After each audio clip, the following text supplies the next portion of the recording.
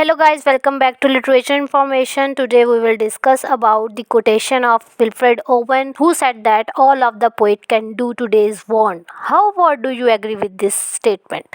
So let's talk about this statement.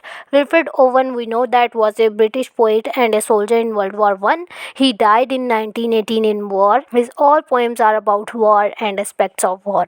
In all his poems he described the circumstances and consequences of war, how normal people, in fact, driver, peasants, and farmer face this situation, violence, and all that. Warn means, if we talk about warning today's poet doing poetry, Owen also warned readers through his poetry and also show horror of war. He wrote some poems which create an image of futility, means pointlessness, worthlessness of all that violence today human do. In one of his poems, he also addressed readers, God create world and humans destroy it. If we talk about his poems, some of his famous poems based on all war and consequences of war, like Strange Meeting, Anthem for Doomed Youth, and Futility. If we talk with the references of poems, he is on his point that all these things, war, create violence, madness, and cruelty, brutal impact on society, and destroy all peaceful environment. The poem uses Anthem for Doomed Youth these aspects. What will passing bells do when they died? Burglars sing a song in the ear of him. In this poem, we talk about the contrast between war and after war effects. When a soldier dies, after his death, the burial, the funeral, and the song they all sing in the church for afterlife peace is not happened in war.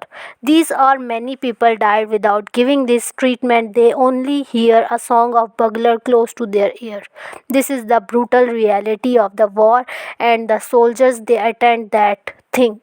Conclusion is that human destroy this world by doing these type of fightings, protests, and from this destruction on high level occur. If we talk about life versus death theme in his war poetry, Owen's futility elegies an unnamed soldier lying dead in the snow in France. The speaker begins with the hopeful tone, wanting to sun to rouse the dead body, but shifts to one of confusion and disillusionment upon recognizing that death will always conquer life.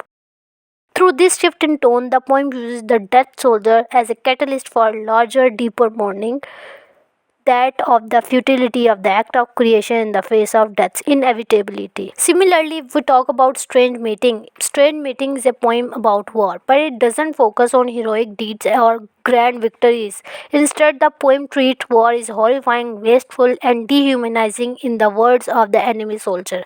It presents the pity of war distilled. According to the poem, war destroyed the landscape in which it fought.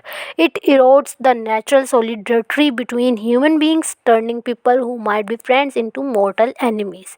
And it robs the soldier who fight of their capacity to speak truth to power, to resist the war in which they give their lives. The quotation we are talking about, this book is not about heroes. English poetry is not yet fit to speak of that. Yet these elegies are to this generation in no sense consolatory. They may be to the next. All a poet can do today is want. That is why the true poets must be truthful. This preface of the collected poems of Wilfred Owen is unique because of its purpose in the collection and the message it is trying to propagate about language. One of this preface purpose is to show the author's competence to write poems about war in both ways, the ability to write elegantly and the knowledge about war. The preface is also trying to demonstrate the delicacy of the language used to describe war. Poetry is so precise and carries so much meanings and emotions that all poets who are able to describe war are truthful.